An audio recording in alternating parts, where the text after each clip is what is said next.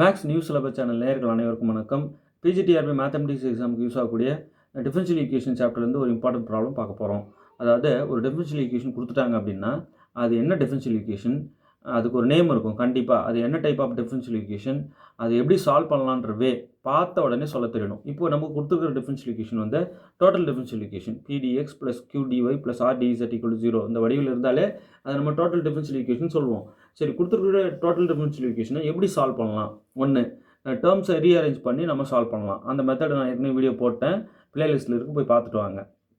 Sir போட்ட videos எல்லாமே எங்களுக்கு கொடுங்க அப்படின்னு கேட்குறவங்க ஃப்ரீ வீடியோஸ் 7358591547 இந்த நம்பருக்கு வந்து நீங்கள் ஜஸ்ட் ஒரு மெசேஜ் போடுங்க. மொத்த வீடியோஸும் நாங்கள் அனுப்பி வைக்கிறோம் ஃப்ரீயாக.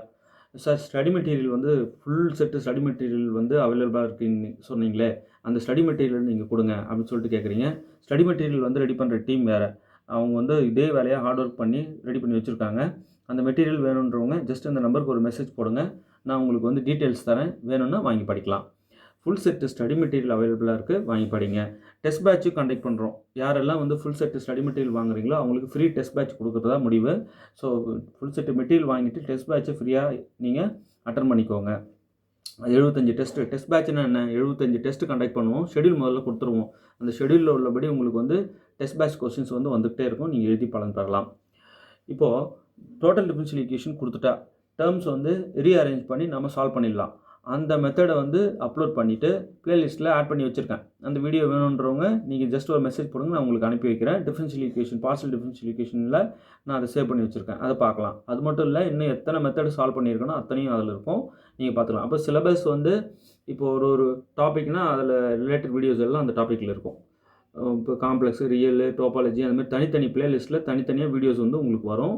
நீங்கள் மொத்தத்தையும் அதை தொட்டிங்கன்னா அதில் இருக்கிற மொத்த வீடியோவும் இருக்கும். டாபிக் வைஸ் தனித்தனி வீடியோ இருக்கும், பார்த்து பலன் பெறலாம். சரிங்க சார், இப்போது ஒரு வேரியபிளை கான்ஸ்டன்ட்னு எடுத்துக்கிட்டு சால்வ் பண்ணலாமா? எஸ், சால்வ் பண்ணலாம். நான் அதை தான் இப்போ சொல்லிக் கொடுக்க போகிறேன். முதல்ல கொடுத்துருக்கிற differential equation total differential equation.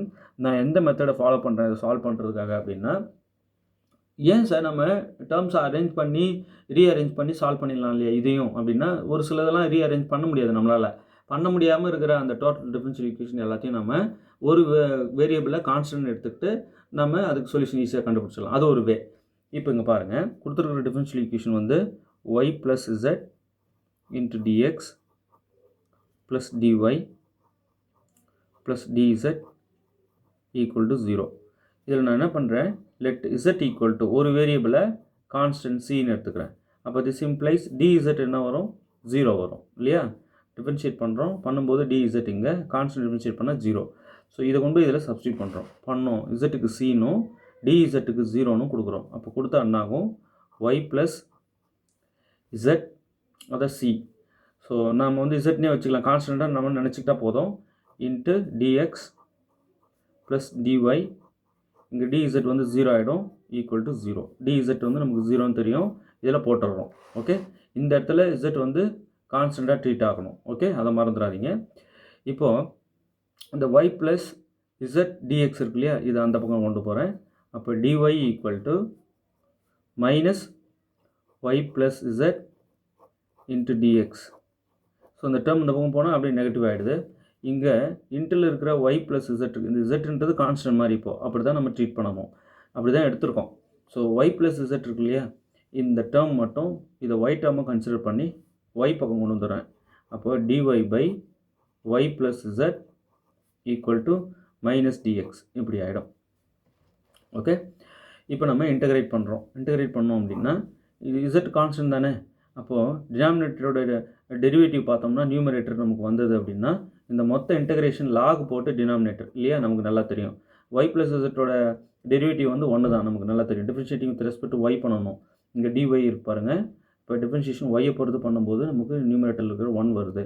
அப்போ இதோட மொத்த இன்டகிரேஷன் லாக் போட்டு y + z. எப்படி சார் 1 சொல்கிறீங்க? y டிஃபரன்ஷியேட் பண்ணால் 1, z டிஃபரன்ஷியேட் பண்ணால் 0. ஏன் z டிஃபரன்ஷியேட் பண்ணால் 0? கான்ஸ்டன்ட்னு சொல்லியிருக்கோம் இல்லையா, அதனால். ஓகே, அப்போது இதோட மொத்த இன்டகிரேஷன் log y + z. இந்த சைடு இன்டகிரேட் பண்ணோம் அப்படின்னா இந்த மைனஸ் வெளியே எடுத்துடலாம். dx இன்டகிரேட் பண்ணால் x plus integrating constant c. Okay, சரி. இப்போது இந்த -x இங்கே எடுத்துகிட்டு வந்து +x ஆகிடும். So log y plus z plus x equal to c இப்படி வந்து நிற்குது. ரைட்? இப்போது இந்த 4 ஆப்ஷன் பாருங்கள், எந்த மாதிரி அவங்க அரேஞ்ச் பண்ணியிருக்காங்கன்னு பார்த்து அதுக்கு தகுந்த மாதிரி நம்ம 4 ஆப்ஷனில் கரெக்டாக பார்த்து சூஸ் பண்ணிக்கணும். இதில் ஆப்ஷன் சி வந்து கரெக்டாக ஷூட் ஆகுது. நம்ம நிறுத்தின ஸ்டேஜ் வந்து நிற்குது. ஓகே, ஒன்றும் இல்லை, எனக்கு கொடுத்துருக்கிற டோட்டல் டிஃபரன்ஷியல் ஈக்குவேஷனில் இசட்டுக்கு சி அப்படின்னு கொடுக்குறோம், கான்ஸ்டன்ட் கொடுக்குறோம். அப்போ டிஇசட் வந்து 0 ஆகிடும் இல்லையா? இந்த பக்கம் இசட் டிஃபரன்ஷியேட் பண்ணால் டிஇசட்டு, கான்ஸ்டன்ட் டிஃபரன்ஷியேட் பண்ணால் 0. இந்த டிஇசட் 0ன்னு இந்த ஈக்குவேஷனில் புட் பண்ணுறோம். புட் பண்ணால் மிச்சம் இருக்கிற இந்த 2 டேர்ம் மட்டும் நிற்குது, ஈக்குவல் டு 0. இதில் இந்த டேர்ம் மொத்தத்தையும் அங்கே எடுத்துகிட்டு போயிட்டு ஒய் டேர்மை வேரியபிள் செப்பரேட் பண்ணிடுறேன். இந்த இடத்துல பண்ணிவிட்டு அப்படியே இன்டெகிரேட் பண்ணிடுறேன், ஆன்சர் வந்துடுது. ஓகே, இப்போ அடுத்தது பாருங்கள், சால்வ் த டிஃபரன்ஷியல் ஈக்குவேஷன் அப்படின்னு சொல்லிட்டு இது கொடுத்துருக்காங்க. இதை நம்ம சால்வ் பண்ணால் இந்த 4 எது அப்படின்னு சொல்லிட்டு கண்டுபிடிக்கணும். இதுவும் டோட்டல் டிஃபரன்ஷியல் ஈக்குவேஷன் தான். இது வந்து டேர்ம்ஸை ரீஅரேஞ்ச் பண்ணி கண்டுபிடிக்கிறேன் அப்படின்னு நீங்கள் போனாலும் சரி, இல்லை நான் ஒரு வேரியபிள் இசட்டை வந்து கான்ஸ்டன்ட் எடுத்துகிட்டு கண்டுபிடிக்கிறேன் போனாலும் சரி, எது உங்களுக்கு பட்டுன்னு ஈஸியப்படுதோ அதை நீங்கள் செஞ்சுருங்க. டேர்ம்ஸை ரீஅரேஞ்ச் பண்ணி நம்ம கண்டுபிடிக்க முடியுமா? எஸ், கண்டுபிடிக்க முடியும். நிறைய ப்ராப்ளம்ஸ் வந்து அப்லோட் பண்ணியிருக்கேன், போய் பாருங்கள். அப்படி பண்ண முடியாத சூழ்நிலையாக இருக்குது, பண்ண முடிகிற மாதிரி எனக்கு தோணலை அப்படின்னா மட்டும் நீங்கள் இசட்டுக்கு சி அப்படின்னு எடுத்துக்கிட்டு, இப்போ கொடுத்துருக்க டிஃபரன்ஷியல் ஈக்குவேஷன் எடுத்துக்கிறேன். y minus z into dx plus z minus x dy plus x minus y into dz equal to 0. இப்போது நான் இசட்டுக்கு let z equal to constant c. இப்போ dz என்ன வரும்? This implies dz equal to constant differentiate பண்ணால் 0. So dz வந்து 0ன்னு இதில் put பண்ணுறேன். இப்போ z எல்லாம் கான்ஸ்டண்ட்டாக ட்ரீட் ஆகும். ஓகே, நான் அப்படியே வச்சுருந்தாலும் அது கான்ஸ்டன்ட் தான். இப்போ ஆக்சுவலாக நம்ம இங்கே மாற்றி கொடுத்தணும், பின்னாடி மாற்றி விட்டுறணும், அதை நான் அப்படியே வச்சுக்கிட்டு வரேன். அப்போது y minus z into dx plus z minus x into dy இங்கே 0 ஆகிடும், ஈக்குவல் டு 0. ரைட், இப்படி ஆகிடும். இப்போ நான் என்ன செய்கிறேன், இந்த டேர்ம் மட்டும் அந்த கொண்டு போயிடுறேன்.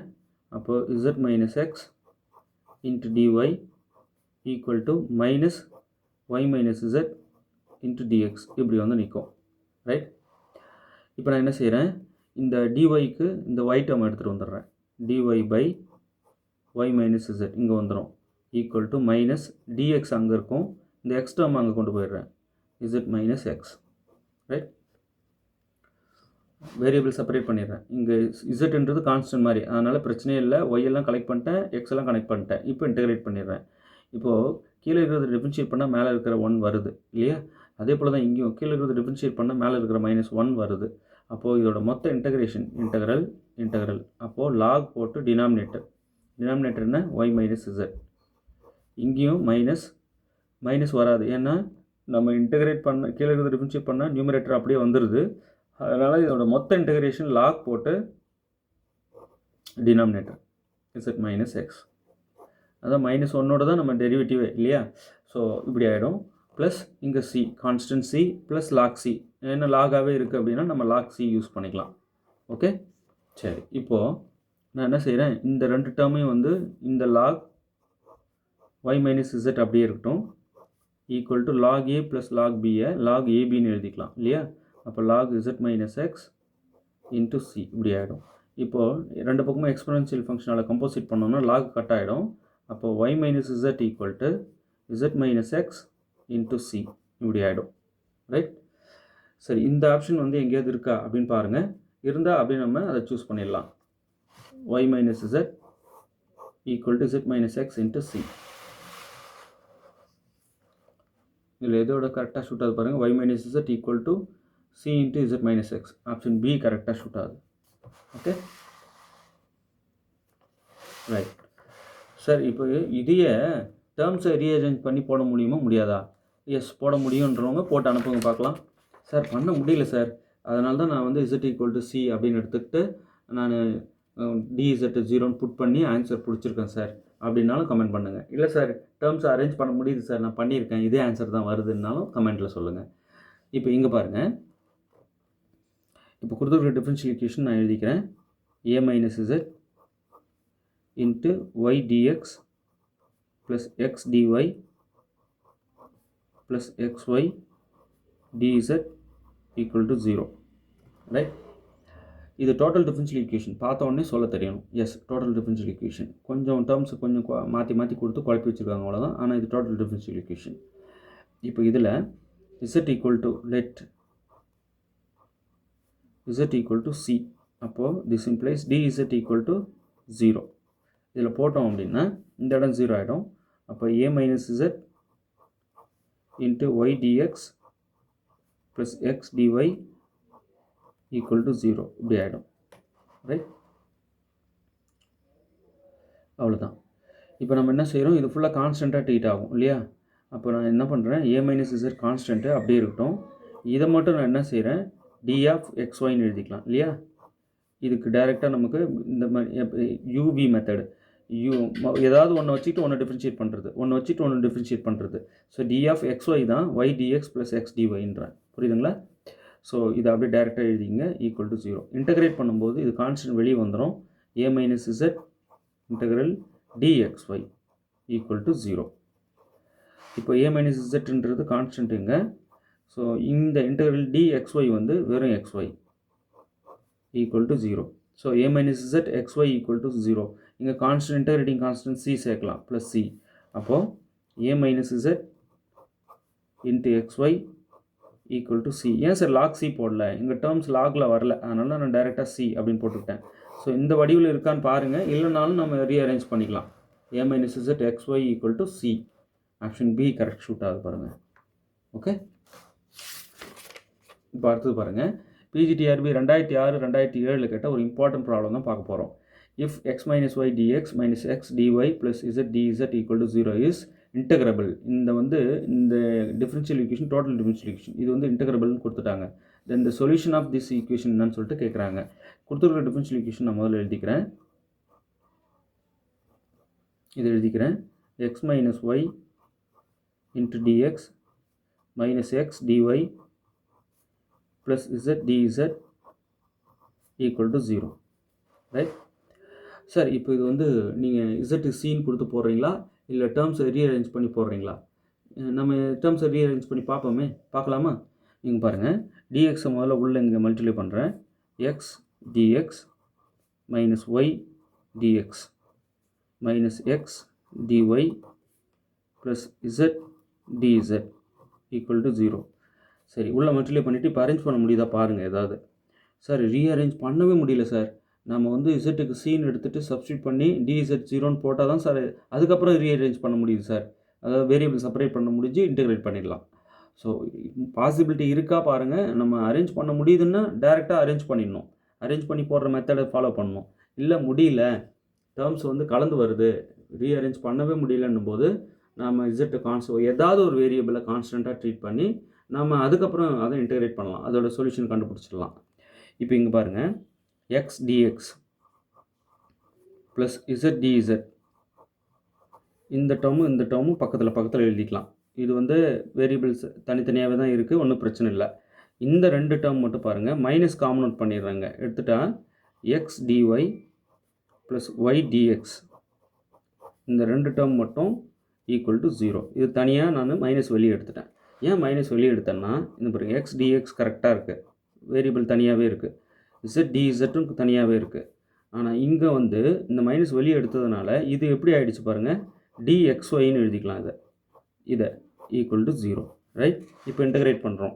Integral x d x plus integral z d z minus integral dxy equal to 0. இப்போ இன்டகிரேட் பண்ணுறோம். எக்ஸ் டிஎக்ஸ் இன்டகிரேட் பண்ணால் x square by 2, z integrate பண்ணால் z square by 2, integral dxy வந்து minus xy equal to constant c. இப்போ இது 2ஆல் ஃபுல்லாக multiply பண்ணிட்டோம்னா இந்த 2 கட் ஆகிடும், இங்கே 2 வந்துடும், இங்கே 2cயே cன்னு வச்சுக்கலாம். So 2c is also a c, அது ஒரு கான்ஸ்டன்ட் தான் இல்லையா? So X square plus Z square minus 2xy equal to 2c வரும், அது c தான். இப்போ இந்த வடிவில் இருக்கா இல்லை இந்த வடிவில் இருக்கா, எப்படி இருக்குது பாருங்கள். பார்த்ததுக்கு தகுந்த மாதிரி நீங்கள் அரேஞ்ச் பண்ணிக்கலாம். இதில் எது கரெக்ட் ஷூட் ஆகுது அப்படின்னா ஆப்ஷன் பி பாருங்கள், கரெக்ட் ஷூட் ஆகுது. அவ்வளோதான். இது வந்து 2006-2007 பிஜிடிஆர்பி மேத்தமெட்டிக்ஸ் எக்ஸாமில் கேட்டிருக்காங்க பாருங்கள். ரைட், இப்போ இது இசட் ஒரு வேரியபிளை கான்ஸ்டன்ட்னு எடுத்துக்கிட்டு போடணும்னு அவசியமே இல்லை. இதை டேர்ம்ஸ் ரீஅரேஞ்ச் பண்ண முடியுது. பண்ணவே முடியல, வாய்ப்பே இல்லைன்னும் போது நம்ம இசட்டை ஒரு வேரியபிளை இசட்டுன்னு இல்லை எந்த வேரியபிள்னாலும் நம்ம கான்ஸ்டண்ட்டாக ட்ரீட் பண்ணி ரிமைனிங் நம்ம அதை சால்வ் பண்ணி ஆன்சர் கண்டுபிடிக்கிற மாதிரி பண்ணணும். ஸோ நான் இங்கே எல்லா சம்லையுமே இசட்டை கான்ஸ்டண்ட்டாக ட்ரீட் பண்ணிட்டேன், அவ்வளோதான். ஸோ மேக்ஸிமம் அப்படி இசட்டை கான்ஸ்டண்ட்டாக ட்ரீட் பண்ணியே நம்ம சொல்யூஷன் கண்டுபிடிச்சிடலாம். அப்படி தான் வரும். கன்சிடர் அஸ் எ கான்ஸ்டன்ட், ஏதாவது ஒரு வேரியபிளை நம்ம கான்ஸ்டண்ட்டாக கன்சிடர் பண்ணணும். ஓகே, இந்த மாதிரி டேர்ம்ஸை நான் ரீஅரேஞ்ச் பண்ணியே பண்ணிக்கிறேன் அப்படின்னு நினைக்கிறவங்க இந்த மாதிரி ஒர்க்கிங் ரூல் கொஞ்சம் இருக்குது. நம்ம அதெல்லாம் எப்படி வந்தால் எப்படி சால்வ் பண்ணி அதை டேரெக்டாக யூஸ் பண்ணிக்கலாம். இந்த வடிவில் இருக்கிறது இப்படி எழுதிடலாம் இல்லையா, அப்படியே இன்டெகிரேட் பண்ணால் டி கட் ஆகிடும், வெறும் XY. இந்த மாதிரி ஒர்க்கிங் ரூல் நிறையா இருக்குது. அதெல்லாம் அடுத்தடுத்து நிறைய வீடியோவில் சொல்லிகிட்டே தான் வரேன். ஏற்கனவே வீடியோலையும் சொல்லியிருக்கேன் நிறைய ஒர்க்கிங் ரூலில். அதெல்லாம் நீங்கள் டேரெக்டாக அப்படி ஷார்ட்டாக யூஸ் பண்ணி நீங்கள் இன்டெகிரேஷன் சொல்லிடலாம். ஓகே, இப்போது நீங்கள் இந்த ப்ராப்ளம்ஸ் எல்லாம் பார்க்குறீங்க இல்லையா, இதெல்லாமே உங்களுக்கு நான் ஃப்ரீயாக தான் கொடுக்குறேன், மொத்தமும் ஃப்ரீ தான். இப்போ நீங்கள் தேவைப்படுறவங்க லிங்க் அனுப்புவீங்கன்னா நான் சப்ஜெக்ட் வைஸ் தனித்தனியாகவே லிங்க் அனுப்புகிறேன், பார்த்து பலன் பெறலாம். இப்போ மெட்டீரியல் வேணும் அப்படின்றவங்க மட்டும் நீங்கள் நம்பருக்கு மெசேஜ் பண்ணுங்கள், டீட்டெயில்ஸ் அனுப்புகிறோம், வேணும்னா வாங்கி படிக்கலாம். ரெண்டாவது, இந்த மாதிரி differential equation, real, algebra, functional, stat, ஒவ்வொரு டாப்பிக்கும் நான் லிங்க் அனுப்புகிறேன்னா ஒரே நோட்டில் எழுதாதீங்க, கன்ஃபியூஸ் ஆகிடும். அதனால் தனித்தனி நோட் போட்டு அந்தந்த டாபிக் ப்ராப்ளமும் அந்தந்த டாபிக் நோட்டில் எழுதுங்க. அப்புறம் நம்ம பார்த்துட்டு எழுதின எல்லாத்தையும் ஒரு தடவை ரிவைஸ் பண்ணுங்கள். எக்ஸாம் போகும்போது ஸ்பீடாக ஒரு தடவை அப்படியே ரிவைஸ் பண்ணிட்டீங்கன்னா இன்னும் சூப்பராகிடும். இப்போ எல்லா பாடத்தையும் தினமும் டச்சில் இருந்துகிட்டே இருக்கணும். ஒரு பாடம் ஃபுல்லாக ஒரு மாதம் படிக்கிறது, அடுத்த மாதம் தான் 2வது பாடத்தை கையில் எடுக்கிறது, அப்படி இருக்கக்கூடாது. ஒரு நாளைக்கு ஒரு சப்ஜெக்ட் 1 hour படிங்க, அப்படியே ரொட்டீனாக அதை செய்யணும் எல்லா நாளும். சார் இப்போ படித்து முடிக்க முடியலைன்னா எங்கே நிறுத்துறீங்களோ அடுத்த நாள் அதிலேருந்து ஸ்டார்ட் பண்ணணும். ஒரு சைக்கிள் ஓடிச்சு சார்னா மீண்டும் திருப்பி நம்ம அதை ஸ்டார்ட் பண்ணணும். ஸோ இதே மாதிரி இருக்கிற நாளில் ஒரு பாடத்தை 3 ரிவைஸ் பண்ணலாம், திரும்ப படிச்சுட்டு கம்ப்ளீட் பண்ணிட்டு அடுத்த ரவுண்டு வரலாம். ஆனால் ஒரு நாளில் எல்லா பாடத்தோடைய டச்சு நமக்கு இருந்தால் தான் போட்டித் தேர்வில் ஜெயிக்க முடியும். ஓகே, தேர்வில் வெற்றி பெற வாழ்த்துக்கள். தேங்க்யூ.